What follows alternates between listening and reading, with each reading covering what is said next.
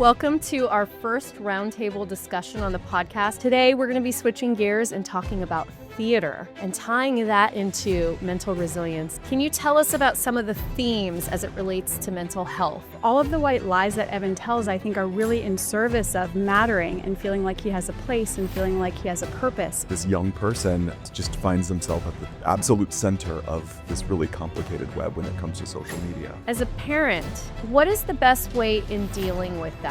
Humans, we need to have a tribe. Because we're casting everyone, our job is to make sure that everyone has a meaningful and valued place in the show. What we see online isn't real.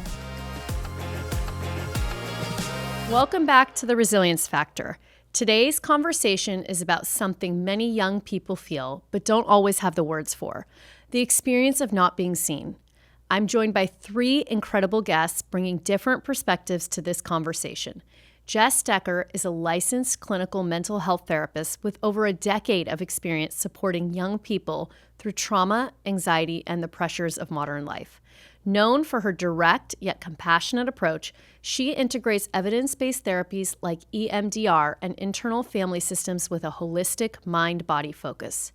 Dana Zell is the managing director of Children's Music Theater San Jose, where she leads operations, strategy, and growth.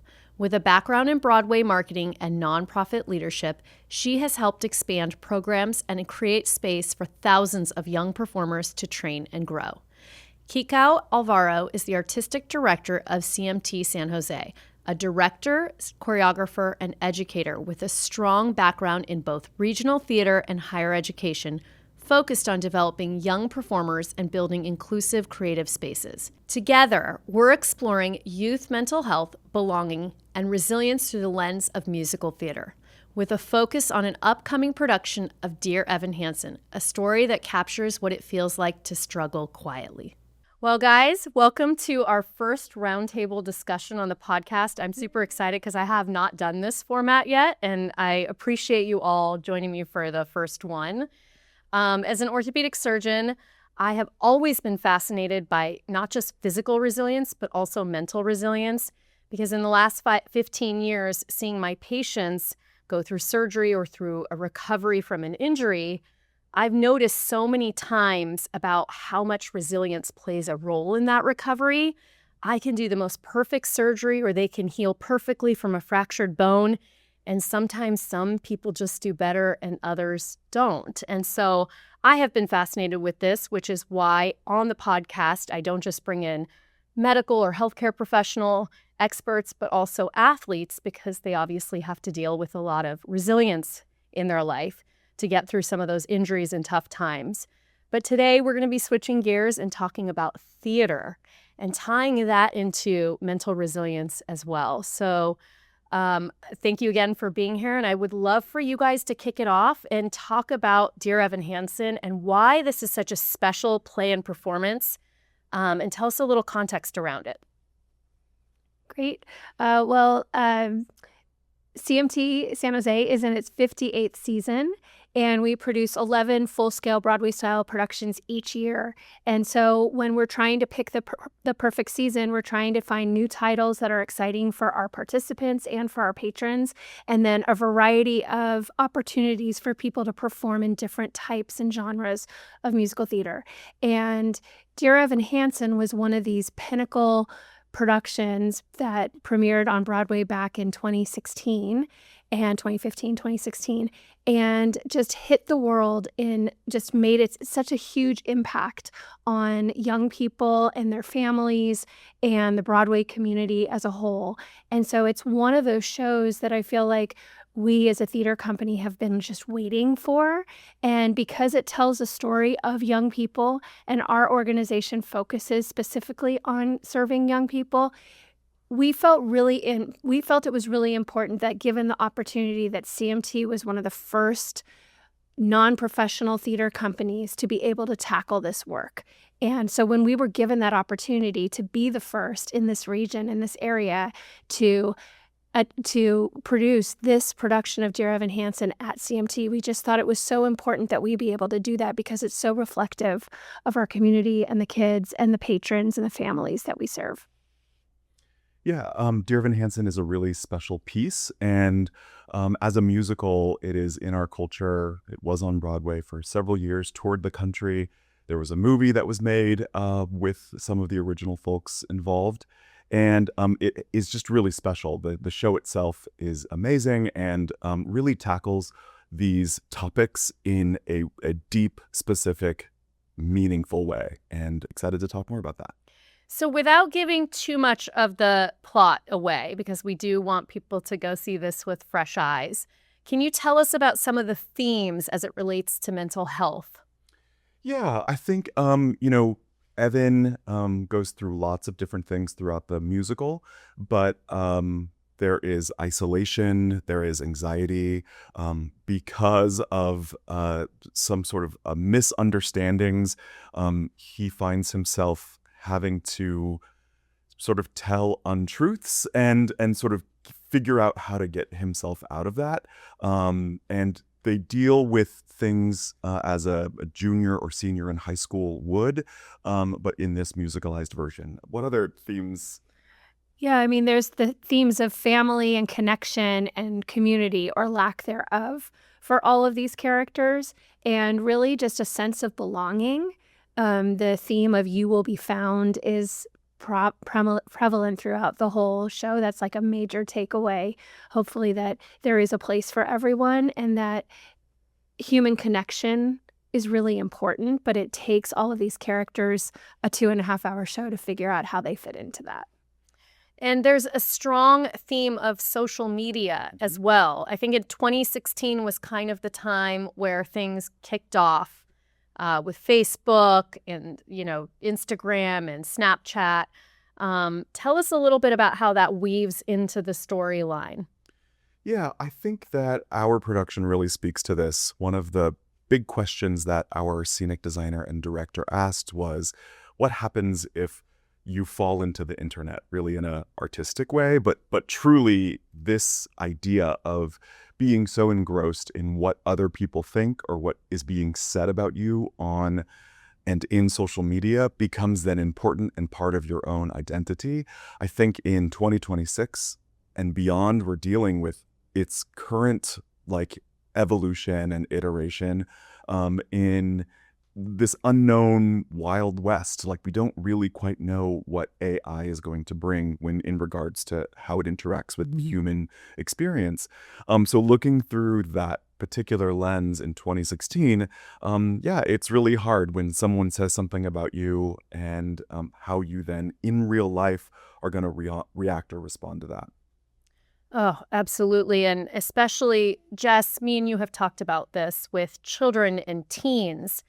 Because we grew up in a little bit of a different way. We weren't battling some of this. And so for a child or a teenager like Evan who has anxiety, pretty severe anxiety, Yep. can you talk a little bit about that isolation and not feeling like you fit in and maybe some of the reactions that you may have as the child going through it and also as a parent having to deal with that? Sure. Yeah. All of us probably sitting here did not have cell phones that had internet in high school.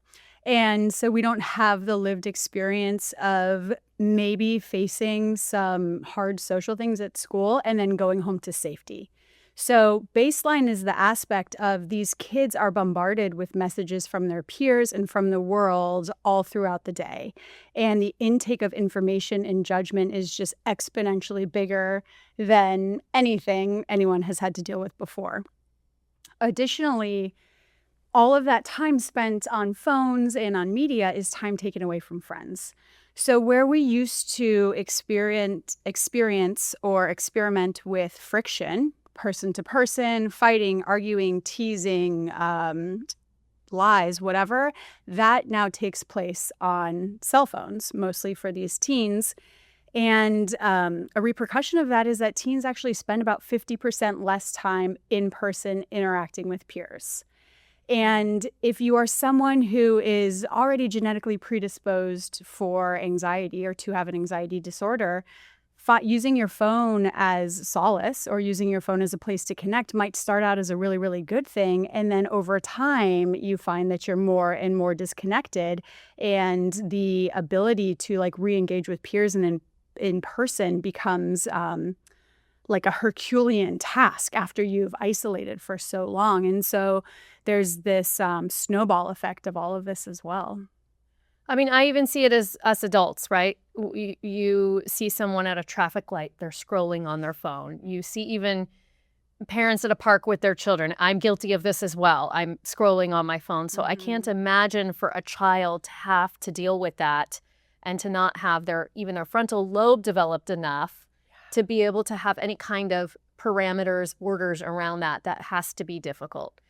So let's talk about Evan again as the main character of this play.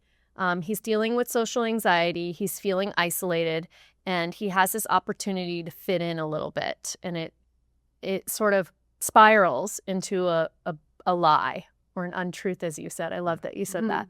Tell us, Jess, about those teen years. We're going to tend to tell some untruths and lies.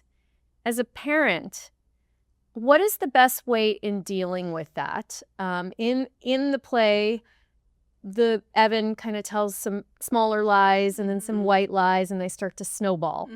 As a parent, how do we guide through that when we know that's occurring? Yeah, I really love Evan's character, first of all. I find him, to be very endearing. And the lies that he tells are all about fitting in, and fitting in is survival. Truly, when you are 14, 15, 16, 17, 18, your survival depends on assimilating with everyone else and having a place, and our mental wellness depends on feeling like we matter, feeling like we have a purpose. And so all of the white lies that Evan tells, I think, are really in service of mattering and feeling like he has a place and feeling like he has a purpose and belonging. And as a parent or a teacher, it can be hard to witness the white lies because you're like, why would you lie about that? This is so silly, or, whatever. And approaching teenagers, especially with curiosity over criticism, is so helpful. And so when you catch, a 15-year-old in a lie, instead of saying, why would you lie about that, instead of approaching with criticism, get really curious. Oh, what did you think was going to happen? Oh, that's so interesting. What was your plan here? No, I know that sounds a little condescending. No, I like it. The intention is really not to be condescending, but like just trying to get more information because it's in service of survival. Like, I know that sounds like a really big concept, but truly, humans, we need to have a tribe. And so knowing that they are lying because they feel like they need to do it to be okay, trying to understand that and then get to a deeper conversation with them. And that's probably why a lot of people can relate to Evan. Like you said, he's endearing, but also we've probably all found ourselves in a position like that where we're just trying to belong and fit in. And as you said, it's a survival tactic. It's, if you look at it past the line, that they're just trying to survive. Yeah.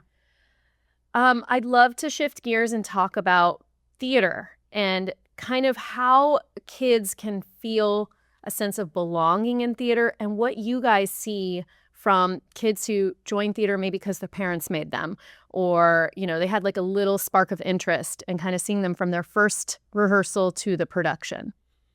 Yeah, I think, we're so lucky at CMTSJ to be able to start working with kids as young as 6 or so in classes, and then 8 years old when we get to productions. And we spend what feels like an entire lifetime, right, as they travel through our various levels of rising stars and main stage, and then potentially marquee productions.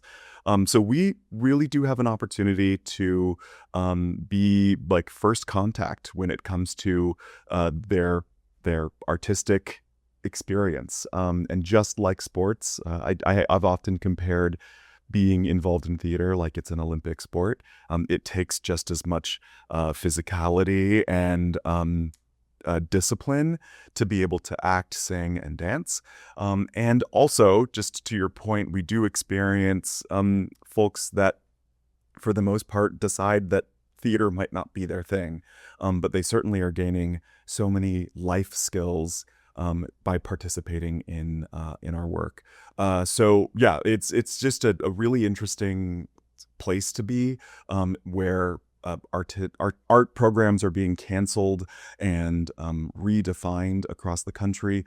We are able to provide that service for families and to really have that kind of experience with them. Yeah, what's more about that? Yeah, Dana, you've been doing this for 10 plus years at CMT. Yes. So would love to hear your thoughts on this. Yeah, I think CMT is based on excellence and inclusivity. So the excellence is in everything we do and how we produce productions and work with the kids. And the inclusivity piece is that everybody who wants to participate is granted a part. You get your cast. You want to be in a show, you're in a show. And that then means that we have lots of different skill levels, as opposed potentially to like sports. At some point when you're going through sports, those who are most skilled are the ones who are possibly going to be most successful. And that's true in theater as well. But at CMT, because we're casting everyone, our job is to make sure that everyone has a meaningful and valued place in the show. And so I think collaboration and community are like two of the key pieces of CMT and theater, because it's an 8-week experience. When you're in a show at CMT, it's 8 to 10 weeks, and you are immediately put into a group that becomes a family, and everybody has a role. And the secret sauce at CMT, in my opinion, is that the way that the shows are cast, the roles are cast as they need to be, and often with the most talented kids. But the ensemble groups are split up in ways so that they can feature different groups of kids depending on their skill level. The kids don't know this, but the artistic staff does a lot of work behind the scenes to plan for this. So there could be a group of, let's say, your youngest or least skilled, least experienced performers who come in, and they're all in a group, and they're going to rehearse their stuff together in their group. And that is going to be planned at their skill level. But then at some point, you're going to bring that group back into the rest of the group that has also been working in their on their pieces and the show as a whole.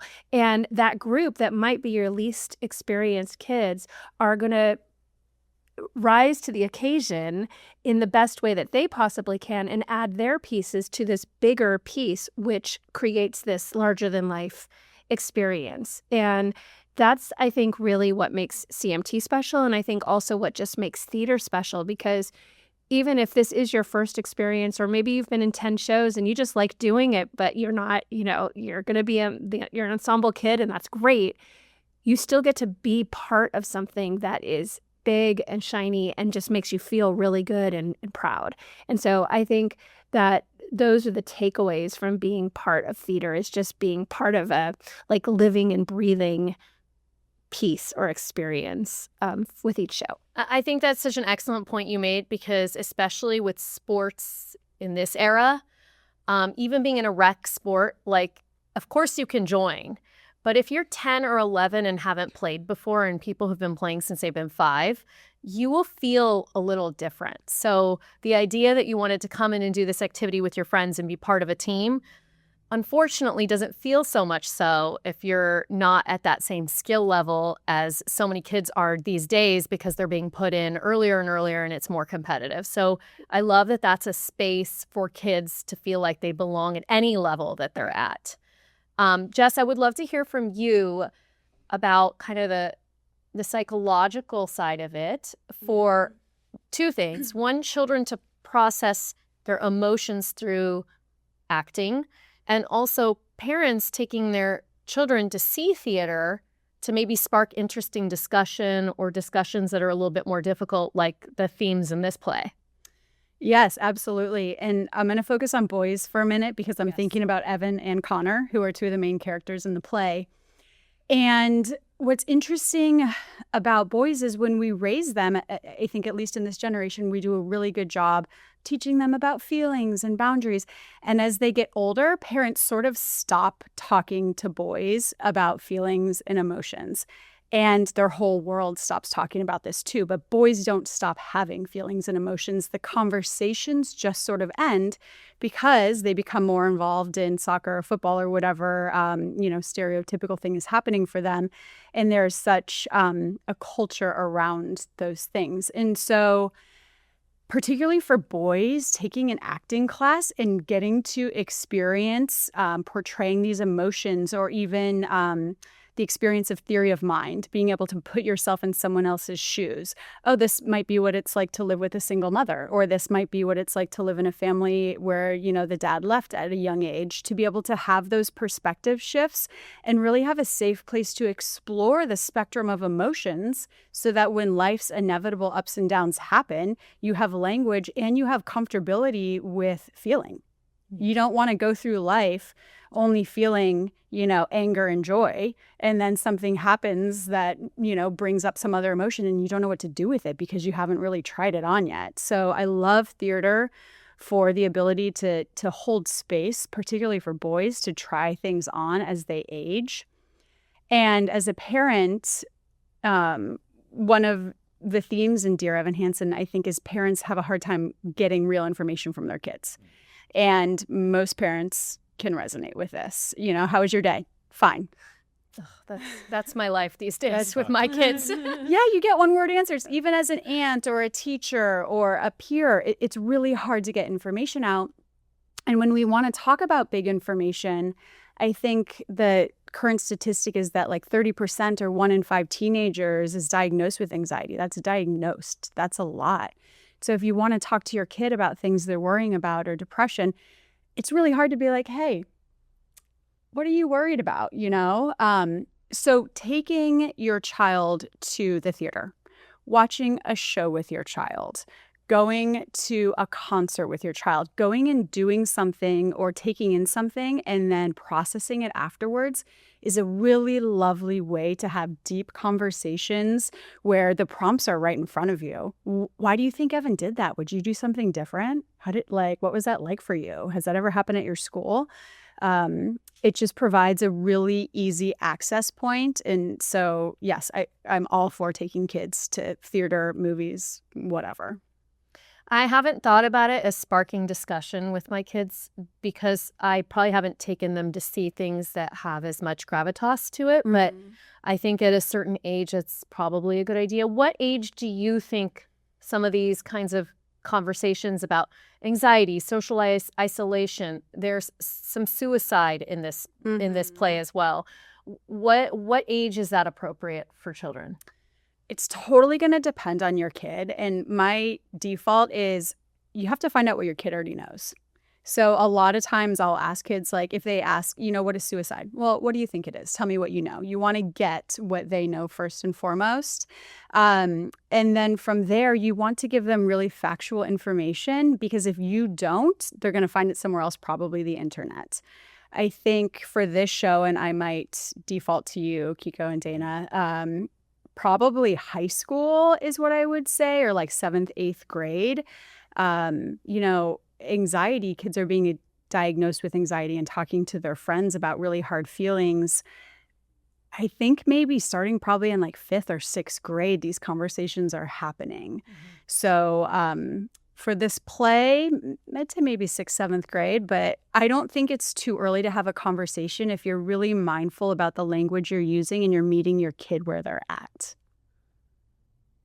Yeah, I think that's right. That's a good point. I mean, this is one of those plays that has been in the ether. It's like in the culture. So even kids of all ages singing the songs that Ben Platt sings on the original Broadway soundtrack. Even if someone isn't able to come to see the play, there's some conversation pieces inside of the art where they can take it in, if that makes sense. And I know that you guys are doing some programming around the play. So why don't you tell us about that, Dana? Yeah, we have been very mindful ever since signing the contract to produce this musical. We've been very mindful of how we wanted to engage with this and for our community moving forward. So we have a consultant who's working with the artistic team who has done a lot of work in mental health awareness and actually a lot of work specifically in the impacts and the advantages of theater for young people and its effect on mental health. And so, this person who's working with us, his name's Chris Miller. He's actually an active volunteer with the organization. And he and I started talking about this just before the pandemic, back just before at the end of 2019, and said, okay, well, one day when you guys have Jared and Hansen, we have to work together, So he's done a lot of work with that. So Chris is part of the artistic team in helping support the language and acting. Like a lot of shows these days will have like an intimacy consultant or somebody just to make sure that everyone feels comfortable and there's consent all around in rehearsals and such. So Chris is helping the cast have some language for that in case they need to, and some heavy topics within the rehearsal room. And then it was also important for us that we're providing education for the CMT community. So at the same time that we're rehearsing Jared and Hansen, which is a cast of 8 to 12 young adults and adult performers, we also have 2 other shows that are rehearsing. One is for 8 to 14-year-olds, and the other is for 14 to 20-year-olds.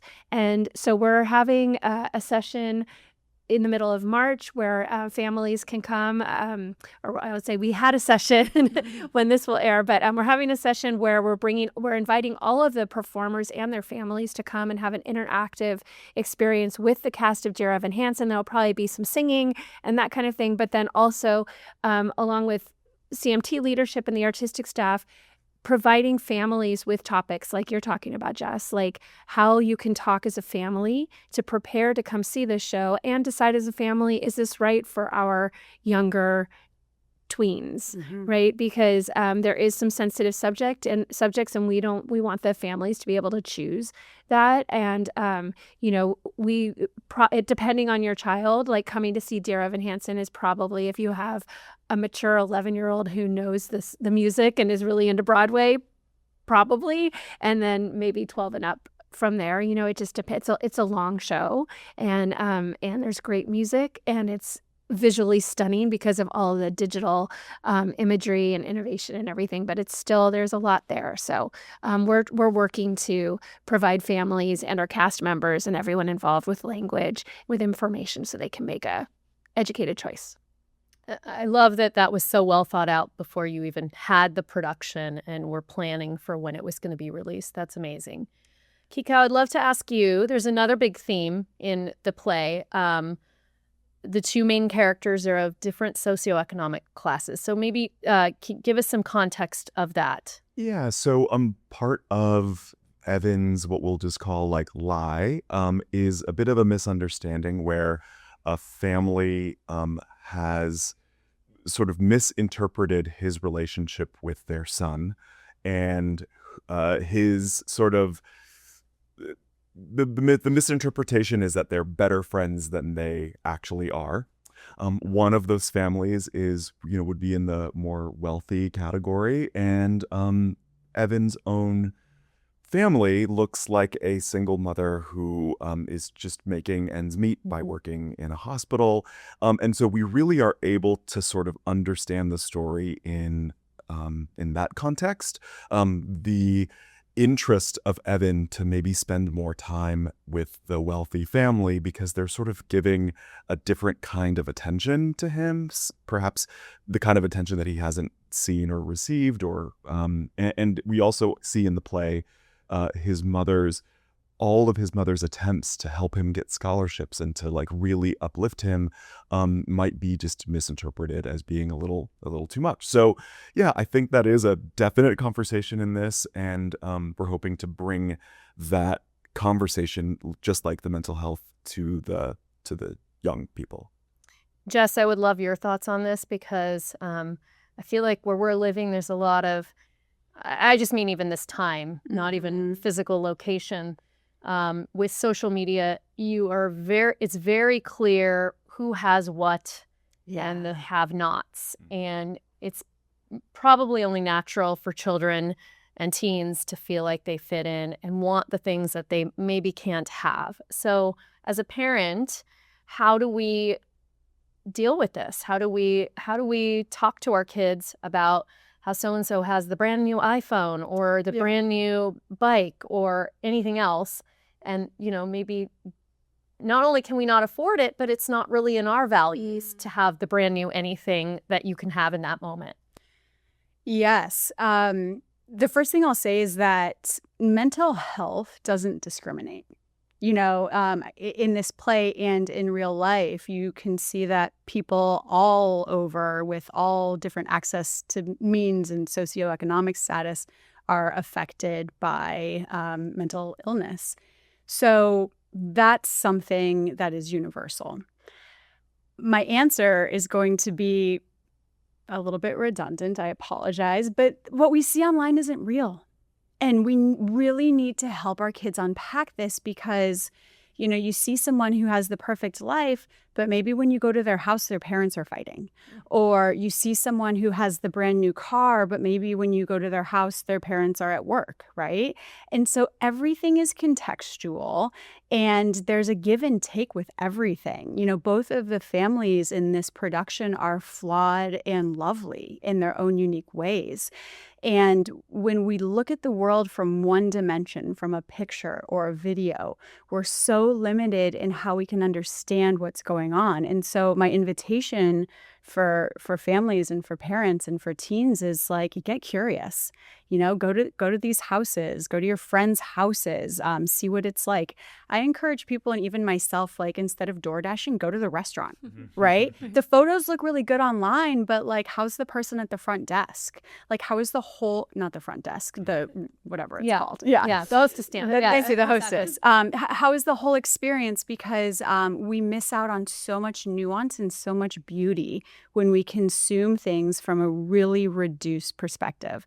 So can you give me an example of how, if your kid is talking about a brand new car or a brand new bike or iPhone, but maybe the family doesn't take as many trips or something, or because they're working all the time, or it's just not part of something that's important to them. Yeah. How can you as a parent, and I'm giggling because I have this problem all the time, how instead of just pointing that out to your child, can you lead them to that? Yeah. I would probably ask, what is the story you're telling yourself?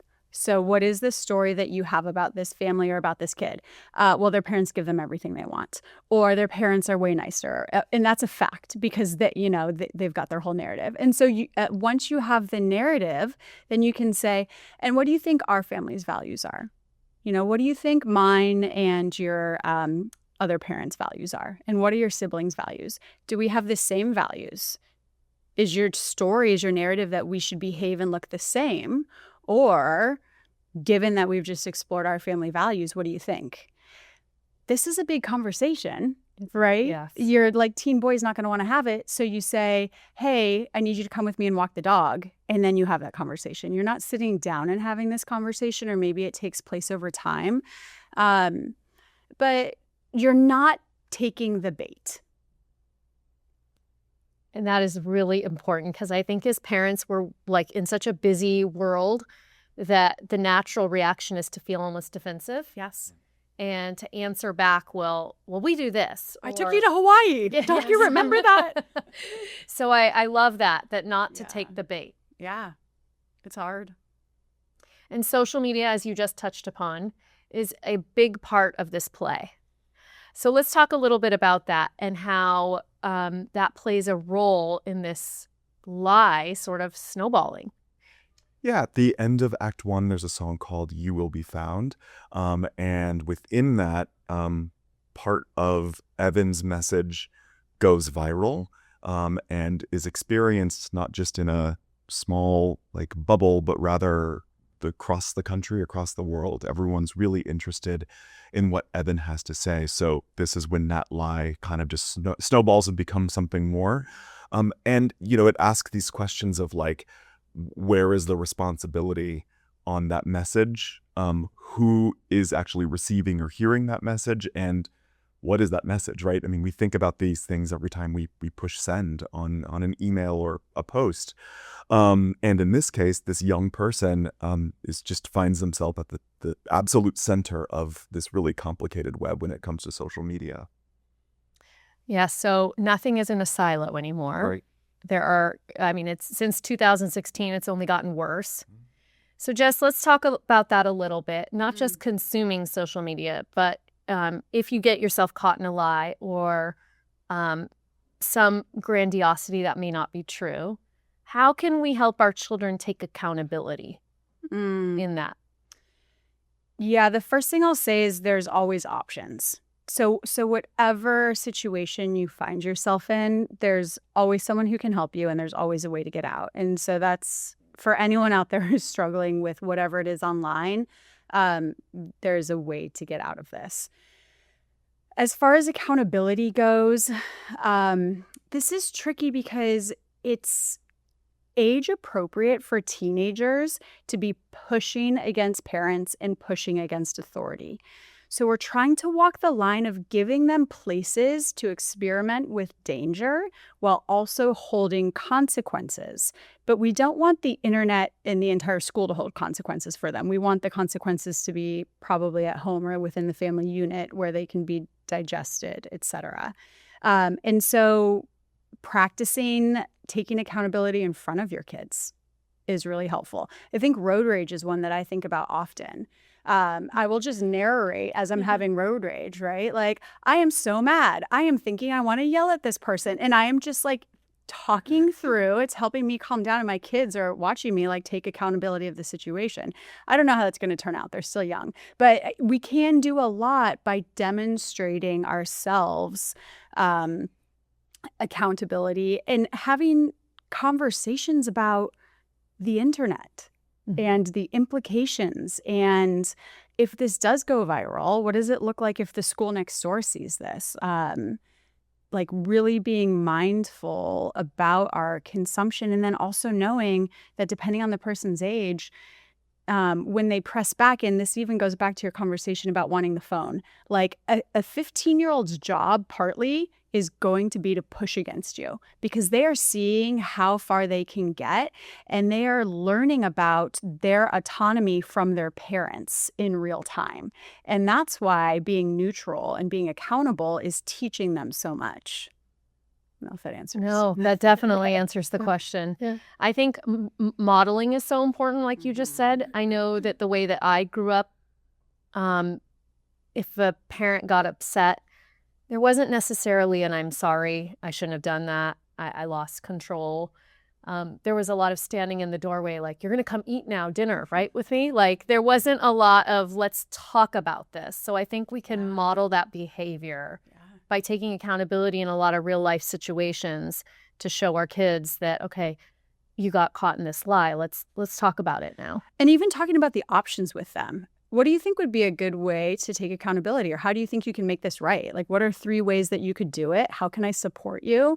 You know, you don't have to be like, go figure this out, take accountability. You can very much be a cheerleader or a cheerperson on the sidelines, setting up some scaffolding for that, because I don't like taking accountability and I'm an adult, you know, like that's a hard thing to do and we don't always see it in the world. So. And maybe even not just the options, but let's play that out. What would that look like? What's the conclusion going to be like with this? Yeah, and what choice feels the best for you? Because there are choices. Okay, so we talked about theater a little bit as a way for kids to feel like they belong.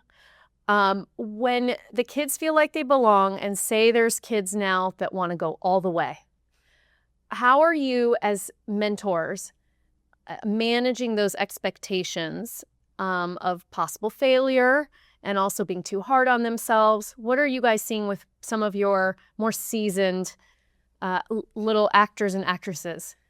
Yeah, I mean, we have a variety of experiences and people who do go on to become Broadway performers or, you know, films, Netflix, etc. You know, we lots of various successes in that way, and people who choose to not continue to perform, who are also just as successful. And we're seeing lots of similar themes, right? Within a production, you're learning how to receive criticism in a really small format. Let's say over this 8 weeks, I'm learning how to hear what others think of my work. and then how you then can move forward with that. Another big part, especially if you're somebody who's choosing to become an actor or to make that part of your career, is dealing with being told no and moving forward with this anyway.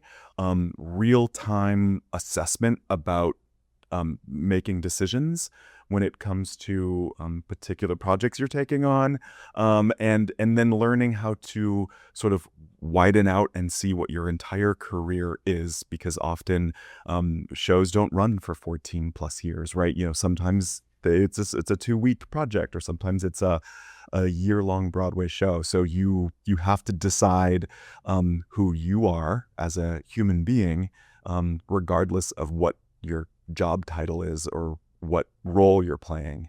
And that's, I think, comes from our work together with them, working on project after project. Sometimes you're in the ensemble, sometimes you're a lead, but every single time you're going to have a blast. I love that. And I also want to follow that up. This is going to be a little bit of a tough question, because I ask a lot of athletes this. I ask them, when did you know that your athletic career was sort of over? So I want to ask, on the other end of it, as mentors and leaders in this space, how do you deal with those emotions when a kid knows, like, I am not going to make it all the way? This has been fun. And it's been great, but like, I'm starting to get a lot of no's in the professional world. So how do you guys help them process those emotions? Or are you ever the people to say that to them? Maybe not directly, but how do you do with that? Yeah, I mean, I think we often see them in the earliest part of their careers, but I have had experience in academia working at several universities where I think that moment you're talking about happens in that 20 to 21-year-old moment of like, I am continuing to do this or pursue this BFA in college, or maybe this isn't my thing and I should keep my doors open. And so the approach that I would give is this same, that Jess was talking about, which is curiosity, right?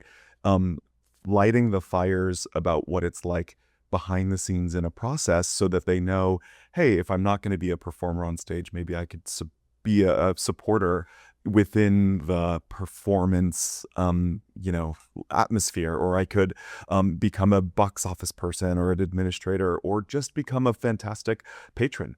Go and see every single show in the world, right? So there is a moment, I'm sure, where people go, oh, you know what, I do want to move forward with this. Or that moment where they say, no, not going to happen. And hopefully by that point, we've given them so many tools in a toolbox that they can have a true artistic life and thrive, whether it is their job or not. So Jess, I'm going to turn to you now and ask your opinion on this. As a parent, mentor, leader, teacher, coach, when is supporting them becoming a hindrance? Like, either they don't practice enough, or they just don't have the skill or the talent. When does it become a fine line between continuing to support them, but also continuing to kind of give them maybe a realistic look at things? And I probably, for sports, maybe I'm wrong on this, but maybe with sports, it feels like there's more opportunities for this. Really hard to make a MLB team, right? Definitely hard to make it to Broadway, but maybe there's some other options out there. Sure, for baseball as well, but a lot of kids don't know that, So yes, I'm going to look at your question a little bit differently. Great. But I think I'm still going to answer it. I hope so. What makes us really resilient is diversifying. So if we only do theater, if we lose theater, it's going to be really hard. If we only do baseball and we lose baseball, it's going to be really hard, right? Sort of like the stock market. You wouldn't invest everything in one stock. Or exercise. You wouldn't only do squats, right? That's not good for the whole. I never miss your leg day. Maybe some people do. So I actually think that our job as parents or coaches is not to tell kids when their time is up, but to encourage them to diversify so they have options always. And so that their entire identity isn't tied up in one thing, because that's risky across the board. Right? Whether it's quads, stock market, like sport, that's risky. So you want your kid to be able to decide for themselves, because we all want to be able to make decisions and feel confident about them. Like, I think that's a goal as a parent. So my reframe would be, how can you actually create an environment for your kid where they have so many contributing factors to their identity that they can withstand whatever succeeds and whatever doesn't succeed, and learn to trust themselves in the process. I love how you answered that, because not just because it totally makes sense, obviously, but also because I think that when we're guiding our children, our responsibility is not just to put all into the thing that they want to do, but to expose them to different things. So for instance, I love when athletes join theater because it's such a different part of their brain. It's a different part of their heart. It's a different part of everything. And so I think it's wonderful that they're experiencing something that's so different than maybe their friend circle or what they're doing on usually a daily basis. How are you guys trying to recruit, maybe the non-theater kids? Yeah, I mean, I know your perception of this, but I really do see them as the same thing. Like, we are running the reps. We are doing it again and again and again. We're building muscle, ballet muscle that has to be able to do the pirouette that they need to do. And in order to sing, it is not just lung capacity, but it is also interpretation and like artistry. So I think we do what athletes do and more. And so it really is not a small thing in order for us to invite as many people as possible. I couldn't agree more. I mean, look at Taylor Swift's tour, right? That's right. Like, she was training on a treadmill, singing on a treadmill, right? But how do we get the kids to get that? That's like, you get your sporty boy, and like, how are we telling them, hey, why don't you check this out? I bet you're going to find this just as tough, if not tougher. Yeah, I mean, sometimes it's peer-to-peer, and sometimes whether it's CMT or a high school, they'll do a show where it's a sports theme, and then they'll get a couple extra sports guys. Or I think CMT has always had, in my opinion, a really great blend of lots of different types of kids. So they're not just theater kids, and a really good mix of boys and girls, and that were coming to participate in shows. And I think that just, so it's just kind of, again, opening up just as far as belonging, that everybody's walking through the door and finding somebody that they can connect with. And there are some kids that are like diehard theater kids and Broadway kids. And there are some kids who are there. We have a lot of baseball players that are, not able to do a spring show because they're on the field and that kind of thing. And so I think that there is a lot of crossover. I couldn't agree more. And I will say, as an orthopedic surgeon who's seeing, especially right now in Little League season, a lot of kids come in with some injuries and some overuse injuries. The kids that seem to do the best are the ones that have multiple hobbies, multiple things that they can do outside of just, all I do is the one sport day in and day out. And so, and you can see that right away from the look on their face, from how the parents react. Is this like a soul-crushing moment? Because it shouldn't be.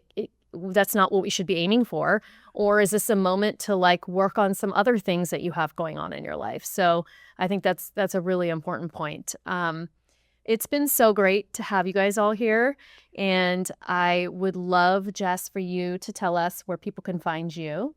Yes, I am online, licensed to listen. So come check me out there. Awesome. And then Dana and Kikau, I'd love to hear where people can see this, when they can see Dear Evan Hansen, and then, anything else you'd like to tell us about CMT? Yeah, well, you can find everything out about CMT at cmtsj.org. And that's where you can get tickets and find out about upcoming auditions or classes or summer camps. We have a million things going on all the time. And Dear Evan Hansen plays for 2 weeks, April 10th to the 18th. And it's at the Montgomery Theater in downtown San Jose. Yep. Awesome. Please come and join us. It'll be so fun. Yeah. I love it. Thank you guys all for being here. Thank you so much. Thank you. Thank you for tuning in to The Resilience Factor. If you're ready to build a stronger, longer-lasting body, make sure to subscribe and share this episode with someone who's ready to thrive. You can follow me at Dr. Pamela Mehta for more expert tips on strength, recovery, and orthopedic health. Until next time, stay strong, stay smart, and stay resilient.